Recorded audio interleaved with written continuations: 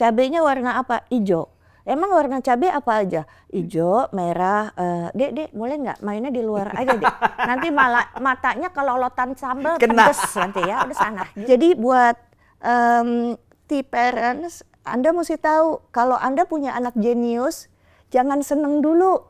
Karena itu tugas yang lebih berat daripada anak yang ranking 5 dari belakang.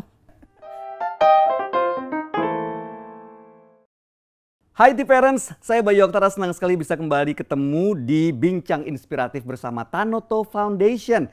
Di mana di sini adalah tempat berbagi inspirasi seputar kesehatan ibu dan anak, edukasi, beasiswa dan juga tips parenting.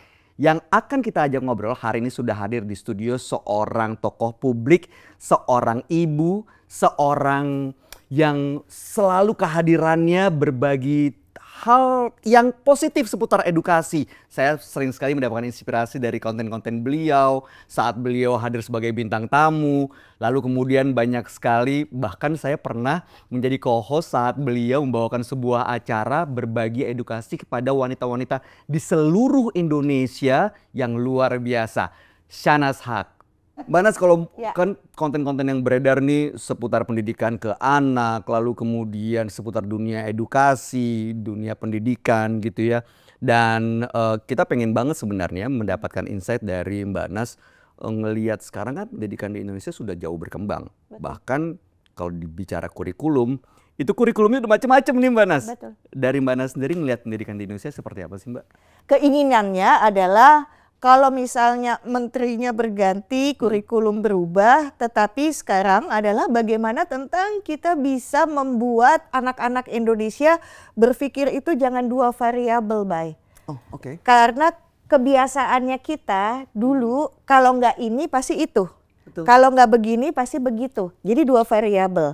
Maka kita mesti melatih anak-anak untuk berpikir punya banyak cabang di pikirannya. Sehingga dia mencintai ilmu. Wow. Tidak ada anak Indonesia yang tidak suka dengan ilmu sesulit apapun ilmu tersebut. Sebut ya, matematika, fisika, kimia, pokoknya ilmu-ilmu eksak. Mereka meninggalkan ilmu itu dan takut karena gurunya nggak menyenangkan. Aduh, berarti guru yang menyenangkan itu menjadi kunci utama untuk... Betul. Jadi dia mesti mengembangkan cara berpikirnya. Kalau saya bilang nih, adalah begini nih. Istilahnya adalah cara berpikir 4 lingkaran. 4 lingkaran itu kayak quadruple loop learning process. Jadi kalau single loop adalah ketika ada masalah, anak ini bisa menyelesaikan. Kalau double loop, kalau misalnya dia bisa menyelesaikan, kan nggak selalu penyelesaian itu bisa lancar. Mungkin ada handicap, ada masalah, ada tantangan. Maka kalau di kepalanya dia, kalau double loop ya, 2 lingkaran itu, dia udah tahu nih, oh kalau misalnya yang sebelumnya udah nggak bisa jalan, maka saya mesti mengerjakan dengan cara yang P3K daruratnya begini nih, gitu loh. Oke. Akan tetapi ini nggak bisa selamanya dipakai kan? Pokoknya sementara aja supaya ini sustain nih, tetap jalan. Oke ya, itu 2 lingkaran. Triple loop, triple loop learning process, berpikir 3 lingkaran adalah pada saat yang P3K-nya jalan, di kepalanya udah ngebikin rencana yang sangat bagus. Jadi ini cuma sementara. Di sini udah tahu penggantinya yang lebih paten yang gimana nih. Gitu ya, itu triple loop. Nanti aku kasih contohnya kalau. Nah kemudian kalau misalnya yang quadruple lingkaran 4, loop learning process adalah memasukkan yang di lingkaran 3 tadi di pengejawantahannya, realisasinya gimana. Oke, secara mudah nih ya, T-Parents ini contohnya begini nih. Ini Indonesia mesti punya timnas bola. Oke. Bikinlah, itu namanya single loop.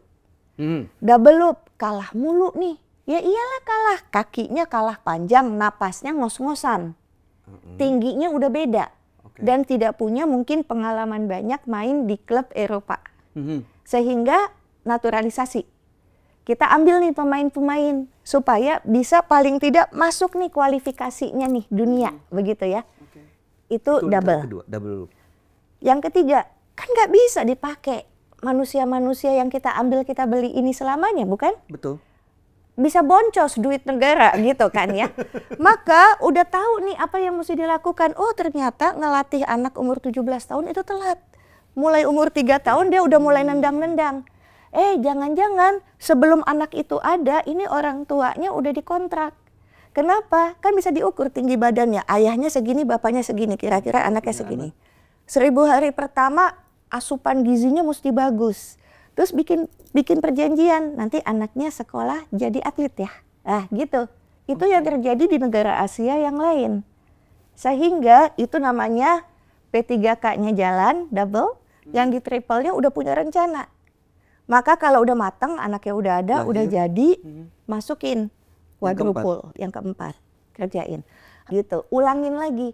Maka timnas itu selalu ada, project ini selalu ada. Jadi nggak bisa cara berpikir itu cuman 2 variabel. Kalau nggak ini begitu. Kalau ada kendala ya kudu stop. Nah itu kebiasaan yang mesti kita ubah di dunia pendidikan. Itu yang pertama. Jadi latihlah anak-anak punya pikiran yang bercabang. Kalau perlu cabangnya dicangkok gitu loh di pikiran. Ditanemin sama orang tuanya, dibuka cakrawalanya gitu. Tanya dong gimana caranya. Caranya Mbak? Biarkan anak kita cerewet banyak pertanyaan. Aduh ganggu loh itu. Nah itu. Karena nggak sabar, kita bonsai. Padahal... Ya udah tanya sama mama kamu. Iya, betul. Tanya sama papa. Iya, hal yang kecil ya. Ibunya lagi masak, lagi ngulek sambel. Ibu lagi ngapain? Lagi ngulek. Ngulek apa? Sambel. Cabenya warna apa? Ijo. Emang warna cabai apa aja? Ijo, merah. Dek, boleh nggak mainnya di luar aja dek. Nanti malah matanya kalau lotan sambal pedes nanti ya. Udah sana gitu, selesai. Padahal harus ditanya. Iya, padahal itu anak dia punya kemampuan berpikir kritis. Dia karena dia pengen tahu, nanya. Terus dia ke ayahnya lagi nyuci mobil. Iya, katakanlah mobil. Ayah kenapa mobil rodanya 4 ya? Kok motor 2? Nggak tahu. Kalau laki-laki kan lebih nggak sabar ya. Nggak tahu, tanya aja sama Allah. Nah, tanya sama Allah gitu ya. Udah selesai. Cuman 1 pertanyaan beres. Nanya lagi ke guru di sekolah begitu ya. Bu guru, Pak guru mau nanya. Saya mau nanya soal sambel-sambelan sama ban mobil. Nggak bisa. Karena bab kurikulum sekarang tidak tentang sambel dan tidak tentang ban mobil. Selesai. Tuh ini anak bingung. Nah gimana ya mau tanya, ceritanya kemana? Nah gitu. Jadi mungkin tidak usah gentar, tidak usah grogi sama anak yang cerewet. Artinya dia cara berpikirnya lagi hidup. Dan berarti harus diladenin sampai sejauh mungkin gitu ya? Itu yang mesti diubah. Ini tentang itu ya.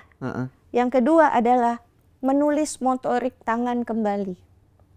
Wah sekarang kan biasa pakai jempol Mbak, pakai gadget. Anak-anak. Dan negara maju kita sebut Finlandia ya. Itu udah mereka menulis tangan lagi. Mereka udah tidak pakai tab dan laptop. Apa manfaatnya buat anak? Kalau misalnya ngetik, semua omongan orang nih masuk nih dalam ketikan. Ya. Kalau menulis tangan, dia mesti memahami dulu ini orang ngomong apa guruku ya. Habis itu dia mencatat, walaupun catatannya disingkat-singkat nih. Bener. Tapi udah nempel dulu di sini. Sehingga dia memahami. Itu sebabnya perbedaan dulu dan sekarang. Iya betul, teknologi bagus, luar biasa. Tapi pahamkah kita bahwa anak-anak ini banyak nggak nyangkutnya? Iya, banyak juga mereka cuman menghafal tapi nggak paham, apalagi sampai mereka mengevaluasi atau mengkreasi sesuatu gitu. Iya.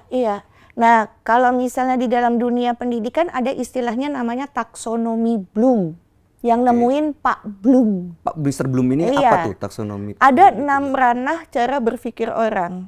Jadi 6 ranah itu yang paling dasar yang tadi Bayu bilang adalah menghafal. Menghafal. Udah hafal aja, yang penting hafal aja gitu. Paham atau enggak terserah. Iya. Yang kedua adalah memahami. Memahami. Apa yang dia hafalkan. Nah itu dengan menulis bisa tuh ya paham. Setelah memahami Mbak, masuk ke? Mengerjakan. Oh, mengimplementasikan, Tapi mengerjakan. mulai menghafal, memahami, dan mengerjakan itu masih cara berpikir rendah. Cara berpikir yang tinggi adalah ketika dia, si anak ini, peserta didik ini mulai gini. Dia menganalisa. Kira-kira Sumpah Pemuda tahun 2025 bunyinya apa ya? Gitu. Oh, berarti dia harus punya referensi dong? Iya, dia menganalisa, semua dianalisa. Aku anak nomor 2, seandainya saya anak bungsu gimana ya? Dapat nggak ya jatah sekolah tinggi? Kan gitu. Dianalisa? Dianalisa. Nah, sesudah menganalisa, cara berpikirnya adalah dia mengevaluasi. Dia udah bikin apa sih? Yang dia belum bikin apa? Dan tingkat ranah yang paling tinggi adalah menciptakan. Menciptakan sesuatu yang baru dari disiplin ilmu yang dia punya. Oh, mulai dari menganalisa, evaluasi, dan menciptakan, itu udah cara berpikir tingkat tinggi. Kayaknya kalau bicara dunia pendidikan nggak semuanya menghafalkan aja di tataran itu juga masih kurang. Masih banyak yang hanya melafalkan. Betul, betul, betul. Cuma ngomong doang, disebutin, dibaca, tapi nggak hafal-hafal. Nah, itu berarti kan gapnya cukup banyak ya Mbak. Kalau misalnya Mbak Nas bilang guru adalah salah satu kunci utama supaya murid termotivasi untuk belajar lebih jauh. Nah, untuk menciptakan suasana belajar yang nyaman di sekolah, apa aja tuh Mbak yang menurut Mbak Nas penting untuk ada gitu? Saya punya pemikiran lain tuh, Bay. Karena saya ingat sekali pesan Ki Hajar Dewantara yang bilang 3 pilar pendidikan. Tripartit? Ya, yaitu sekolah, rumah, dan lingkungan. Semua orang bisa jadi guru, semua tempat bisa jadi sekolah. Dan kita pada saat mengajar pun kita sedang belajar dari peserta didik itu, bukan? Oke. Setiap tahun kan murid berganti. Betul. Tantangannya beda. Benar. Belajar nggak kita? Pasti belajar gitu ya. Jadi guru yang sudah mengajar dia tetap mesti belajar. Dan tidak semua guru itu pendidik. Kalau pendidik sudah pasti guru. Bedanya Mbak? Bedanya adalah kalau guru ya sudah dia mengajar saja. Hanya mengajarkan. Iya. Hasilnya dia terserah anak, dia nggak punya tanggung jawab. Kalau pendidik hasilnya dia punya tanggung jawab di situ. Dia tetap mencintai muridnya yang tidak pintar. Karena dia tahu bahwa sekarang belum berhasil, belum tentu selamanya dia tidak berhasil. Kembali lagi, kalau pertanyaannya Bayu tadi, kunci utama, enggak, sebetulnya 3 pilar ini bisa jadi kunci utama. Tiga-tiganya itu dulu. Sekolah, keluarga, lingkungan. Betul. Kalau memang kita menyekolahkan anak untuk apa sebetulnya? Supaya dia berhasil di masa depan, mampu menyelesaikan persoalan hidupnya. Supaya pintu rezekinya terbuka. Itu paling utama. Karena isi kepalanya ada. Betul. Tapi pintu rezeki tidak selalu terbuka. Terbuka sekali, habis itu bisa tertutup. Iya benar. Kalau dia tidak baik. Oh, wow, benar. Berarti harus baik juga supaya membuat pintu itu harus selalu ada. Anak baik itu bukan di sekolah, anak baik itu di rumah.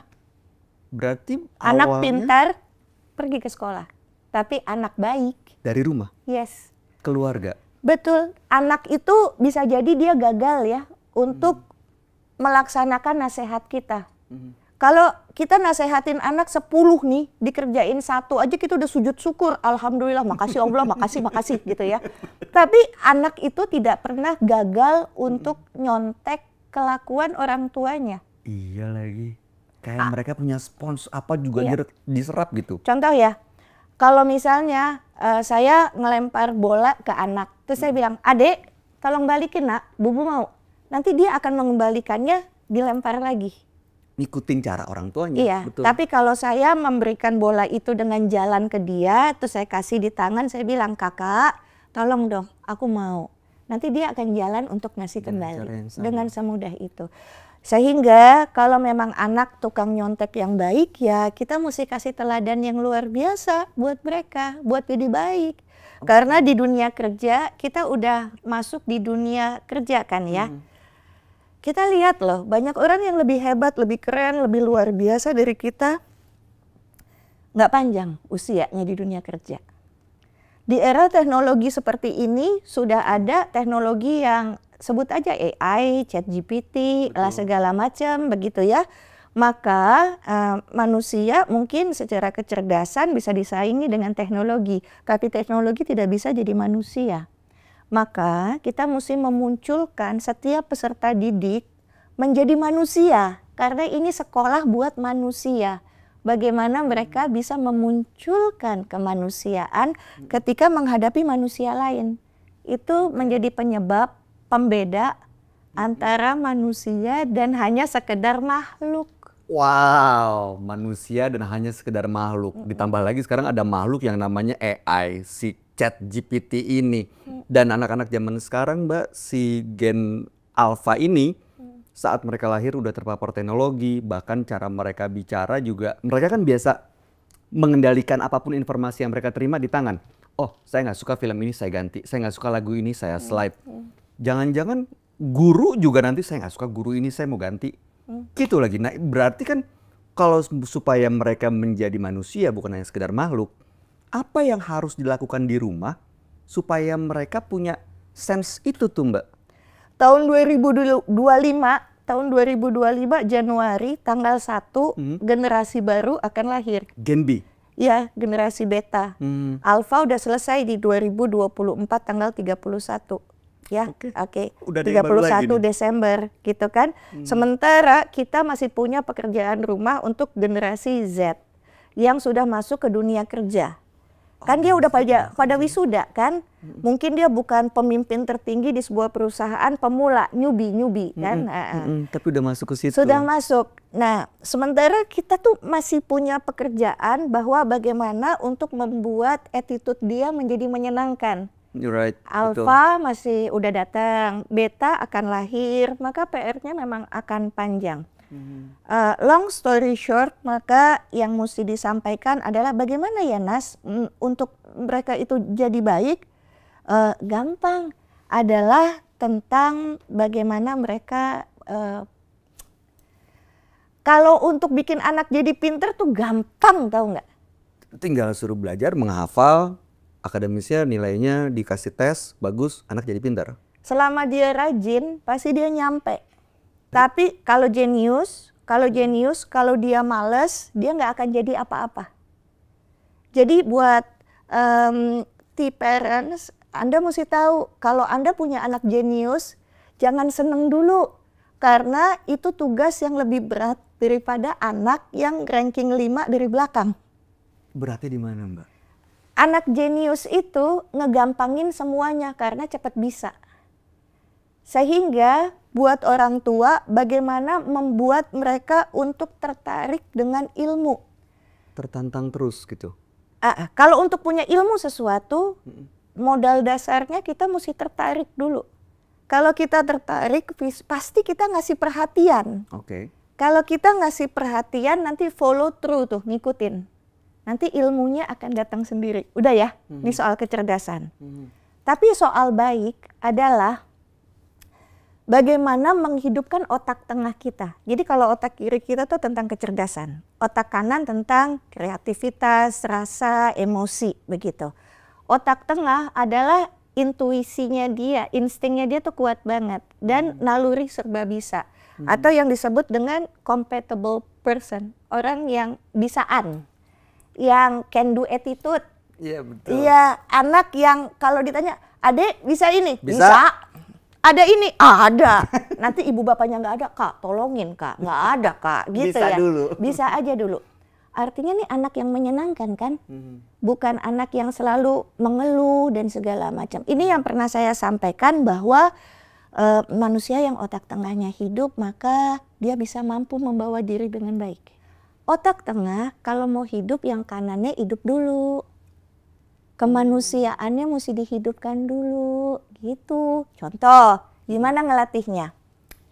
Coba deh latih anak untuk punya the power of kepepet. Wah, the power of kepepet tuh memang kadang-kadang manfaatnya banyak sih Mbak. Tapi anak bisa nggak sih punya sense itu? Ada. Gimana caranya Mbak? Pertama, kalau pekerjaan rumahnya ketinggalan nggak usah disusulin.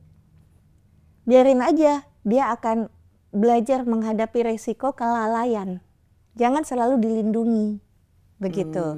Jangan selalu memberikan apapun yang anak mau. Dia usaha dulu. Ketika dia bermasalah, kakak dan adik, coba kita nonton dulu. Jadi orang tua tuh jangan icam, tahu nggak icam? Ikut campur. Ikut campur di urusan anak. Biar aja dia terlatih untuk menyelesaikan soal rasa. Karena ini masalah rasa, bukan masalah kata. Kalau rasa itu kan kita nggak ngomong, di depan ada masalah, langsung tahu apa yang mesti dilakukan. Ya kan? Langsung aja menolong, nolong aja. Sehingga otomatis kemanusiaannya itu akan meningkat. Mau ngasih mainan baru, bilang, Dek, Bubu akan kasih mainan tapi yang lama kasih ya sama orang yang membutuhkan. Oh, diajarin punya empati. Iya, punya... tapi terus ngasihnya dia yang ngasih, hand to hand. Jadi dia bisa merasakan ketika ada anak kecil seusia dia yang tidak seberuntung dia, terus matanya bersinar, makasih ya. Itu tertanam loh. Oke. Di kepalanya tertanam. Nah, soal rasa, soal emosi setelah muncul di otak kanan, mengaktifkan otak tengahnya itu akan otomatis aktif sendiri. Lama-lama kan kalau dia punya kepandaian, kemudian emosinya stabil. Ini kan masalah emosi yang stabil kan. Jadi buat saya ya kan Bayu adalah pengajar bagian komunikasi. Tahu ya orang tuh ada yang ekstrovert, anak ada yang introvert nyimpen. Silahkan kalau dia nyaman menjadi ekstrovert ya buat the parents, lanjutkan, nggak usah dipaksa-paksa. Adek diem, bikin malu. Adek diem. Nggak usah digituin, biarin aja. Emang dia nyaman kalau dia kayaknya ngomong. Terus makin banyak orang kayaknya makin seru. Ayo sini, dengarkan gitu kan. Betul, extrovert tuh. Iya, itu nggak salah. Tapi yang penting kita latih emosi dia stabil dari kecil. Nggak meledak-meletup, begitu ya. Buat yang introvert silahkan, nggak usah dipaksa-paksa. Siapa tahu emang dia bukan orang yang mesti di atas panggung, tapi dia di balik layar. Biarkan kalau itu nyaman.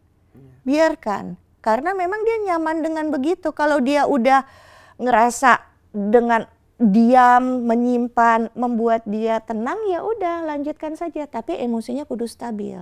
Supaya kalau gede nggak jadi orang yang dingin gitu lah. Sementara kalau yang ekstrovert, kalau emosinya nggak stabil, ini kayak LPG melon, dikit-dikit meleduk. Iya, begitu. Nah itu bahaya. Jadi anak-anak akan stabil kalau ngelihat ibu bapaknya stabil emosinya. Dari situ dulu berarti? Kan teladan. Jangan lupa ya Bay, ketika kita mengawasi, membesarkan, mengasuh anak, pada saat bersamaan jangan lupa, anak kita juga sedang mengawasi kita. Apakah kita masih bisa tetap jadi teladan mereka? Jika tidak, mereka akan mencari teladan di sosial media. Aduh, itu yang sering terjadi. Apalagi sekarang begitu banyak informasi yang didapatkan berbagai macam platform. Berarti komunikasi dengan pasangan supaya punya pola didik yang sama, itu penting di awal dulu ya Mbak? Sebenarnya dibicarain, direncanain, bisa dievaluasi terus. Betul. Kalau udah cinta agak susah nih ya. Gitu. Aduh, nah ini apa tangan nih. Iya, kalau udah cinta agak susah. Karena kan kita memang beda ya sama pasangan. Betul, dididiknya dari rumah yang berbeda. Rumahnya beda, orang tuanya beda, penderitaannya juga beda. Betul. Luka batinnya juga beda. Benar. Otomatis kita juga akan mendidik anak dengan cara yang beda. Maka kita tidak mencari kesamaan. Tetapi kita berdua sebagai orang tua mesti sembuh dengan luka batinnya masing-masing. Jangan sampai ketika ibu bapak ini menikah, dia membawa luka batin masing-masing yang tidak sembuh. Jadi menikah tuh bukan hanya ngomong cinta-cinta aja, tapi mengenai kesehatan mental dengan sembuh luka batinnya. Kalau tidak, yang ditakutkan anaknya mesti menyembuhkan luka batin karena ibu bapaknya tidak sembuh. Itu diwariskan. Oh, bisa turun ke bawah Mbak? Bisa terwariskan? Contoh, kalau kita dibesarkan dengan dipukul, pasti ketika emosinya tidak stabil, anak kita dipukul sama kita. Dan ketika kita punya cucu, cucu kita pasti dipukul sama anak kita. Terus saja begitu. Children see, children do. Oke, berarti sebagai orang tua pertama harus meyakinkan diri bahwa kita sudah tidak punya luka batin, ya tidak ada liabilities, tidak ada beban yang akhirnya bisa terwariskan, yang justru malah membuat anak-anak tidak bisa mencapai potensi terbaiknya gara-gara kita hanya ya udah bukan mendidik, ngebesarin, cuma menitipkan ke sekolah. Dan tadi Mbak Nas bilang rumah itu adalah tempat awal dari segalanya. Tempat pintar ya di sekolah, tapi tempat baik itu berawal dari rumah. Mbak Nas, kalau sama Mas Gilang, kalau urusan Pru, Charlotte, Mike, itu tantangan untuk menerapkan pola didik yang baik biasanya yang dirasakan apa dan overcome-nya mengatasinya gimana? Kami bahagia sekali bahwa ternyata punya 3 anak yang berbeda. Sehingga jadi pembelajaran yang luar biasa bagi ibu bapaknya. Kita ini sebagai seorang perempuan, T-parents, baru belajar menjadi ibu ketika anak pertama kita lahir, bukan? Ayah-ayah juga begitu. Ayah-ayah para T-parents juga mulai untuk belajar menjadi ayah ketika anak pertamanya lahir. Sebelumnya nggak pernah belajar jadi ayah. Enggak. Maka sebetulnya di saat yang bersamaan rumah itu kita saling membersamai. Orang tua ke anak dan anak dengan orang tuanya. Kita belajar banyak. Sama nih kayak di kelas. Guru ngajarin murid. Tapi murid juga memberikan pelajaran kepada gurunya. Dan beda-beda pasti setiap tahun dan setiap anak. Jadi sungguh kaya banget menjadi seorang pendidik gitu ya. Nah, kembali lagi ke sana. Ternyata mendidik anak itu tidak bisa sama. Si sulung, tengah, dan bungsu. Gak akan bisa sama. Walaupun pasangannya sama. Akan tetapi keluarnya bisa beda-beda. Itulah DNA. Sedikit kebaikan ibu, bapak, sedikit kejelekan bapak, ibu, ditarik 7 turunan ke atas. Kita nggak tahu nih yang turun nih ayakannya yang mana nih ya gitu loh. Maka ini jadi pembelajaran yang luar biasa. Pertanyaanku ya, Bay, dari anak yang sesuai dengan keinginan kita, baik di pikiran maupun di hati, kita belajar sesuatu nggak, Bay? Belajar sih. Enggak. Masa sih, Mbak? Enggak. Orang sama. Mau apa? Justru kalau beda itu kita belajar. Iyo, kakak belajar. Nurut. Oke, nurut. Anak kedua, kan biasanya gitu ya kalau anak kejepit ya. Kalau nggak baik banget begitu deh. Betul, gitu ya. betul. Challenging. Anak kejepit soalnya kan, sindroma anak kejepit. Nah, adik belajar. Emang kenapa mesti belajar? Kakak aja belajar. Iya kakak aja. Kalau adik mah nanti jadi orang punya banyak duit supaya bisa ngegaji orang pinter. Jadi nggak usah belajar, nanti ada yang ngegaji kakak. Agak lain nih ya, yang nomor 2 agak lain ya, gimana nanganinnya nih, begitu loh. Maka itu jadi pembelajaran yang berbeda. Muncul anak nomor 3, merdeka kan. Bontot, ayo dong belajar sayang. Hah, belajar? Udah di sekolah. Masih di rumah lagi.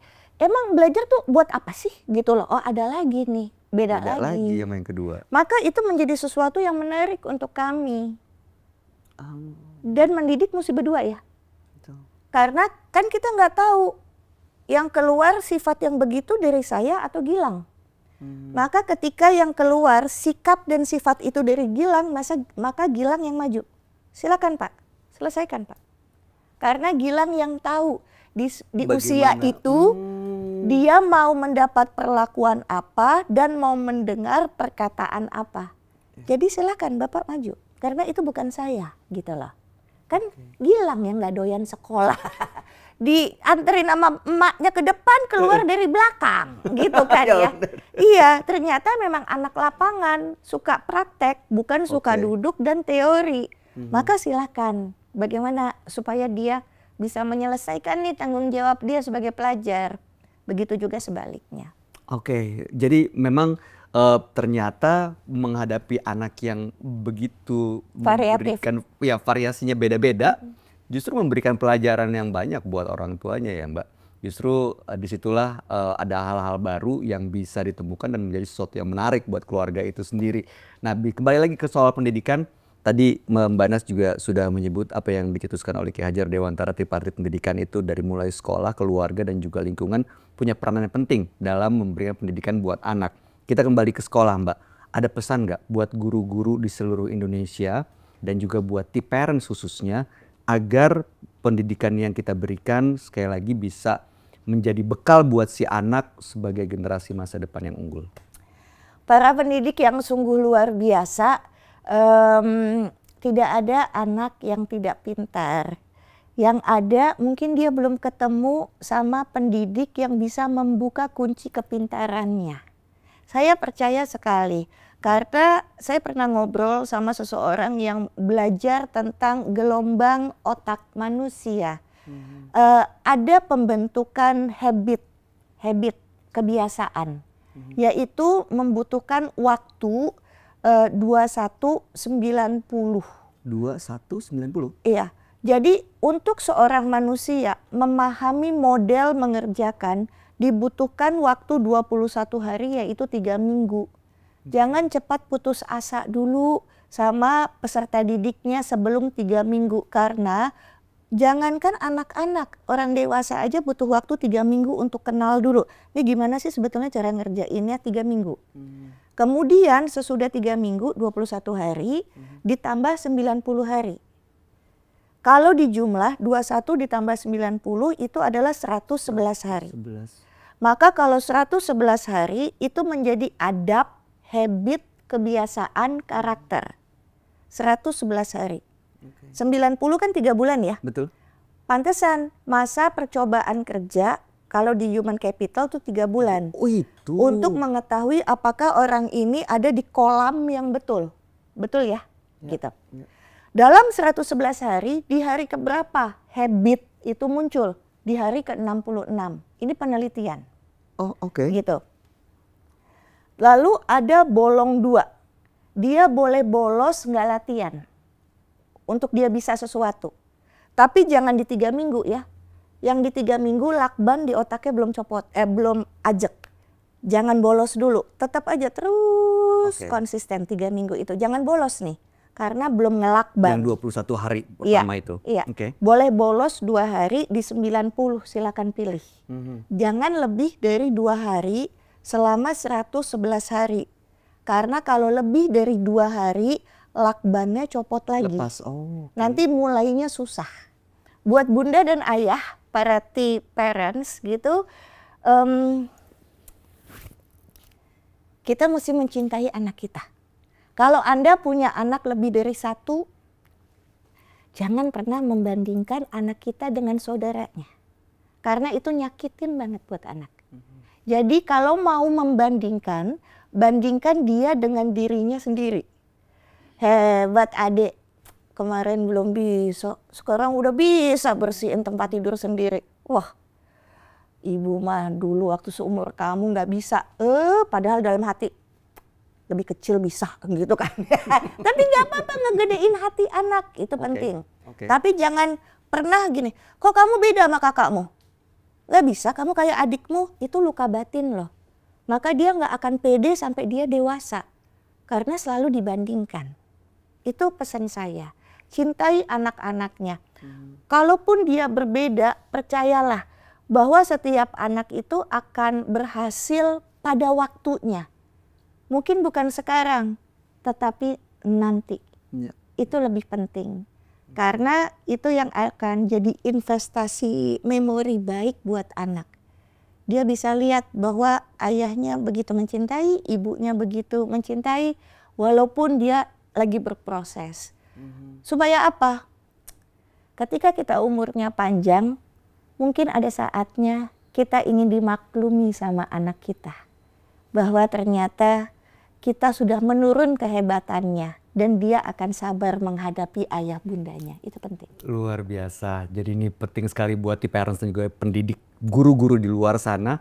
Rasa cinta ini akan membuat kita mau berproses, mencari hal-hal baru, belajar untuk bisa menemukan pola-pola pendidikan yang baru. Sehingga ya kalau ada rasa cinta itu juga yang akan tertularkan ke anak-anak kita. Dan mereka yang sejak lahir udah terpapar dengan teknologi, dengan dunia digital, tetap bisa memiliki rasa, punya emosi, karena itu yang menjadi bekal buat mereka bisa punya empati dan juga bisa menjadi anak-anak yang luar biasa untuk bisa menyelesaikan permasalahannya di masa depan. Waduh, terima kasih banyak Manes. Udah sebenarnya waktunya nggak cukup buat kita bisa ngobrol dan mendapatkan banyak insight, banyak inspirasi. Tapi sayang sekali perjumpaan kita harus berakhir. Terima kasih Mbak Nas sudah meluangkan waktu. Sukses dan sehat selalu. Amin. Salam buat Mas Gilang dan buat anak-anak tercinta. Dan jangan bosan untuk terus berbagi inspirasi buat kita semua. Nah, T-Parents, semoga obrolan hari ini bisa menambah pengetahuan kita, bisa mendapatkan ilmu dan ide-ide baru untuk bisa mendidik anak-anak dengan efektif sehingga mereka bisa menjadi generasi yang unggul di masa depan. Jangan lupa awali segalanya dari rasa cinta. Mbak Nas, terima kasih banyak. Sama-sama. Dan jangan bosan untuk berbagi ilmu buat kita semua. Nah, T-Parents, saya Bayu Oktara akhirnya undur diri. Terima kasih atas kebersamaannya. Kita ketemu lagi di episode berikutnya. Tentunya hanya di Bincang Inspiratif bersama Tanoto Foundation.